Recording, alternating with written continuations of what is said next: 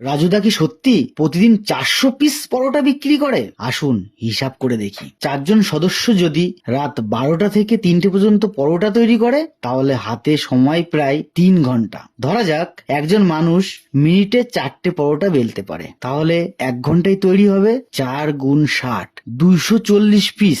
2 ঘন্টায় তৈরি হবে 480 পিস। তাহলে দুজনে 480 গুণ 2 980 পিস পরোটা, প্রায় 1000 পিস।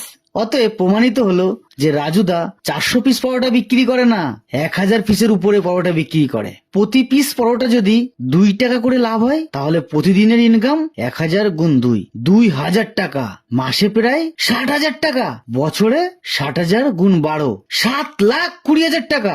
যাতে হয় না হাই স্কুলের মাস্টারের মাইনে। আজকের থেকেই পরোটা বিক্রি করবো। गाड़ी स्टार्ट कर। चल चल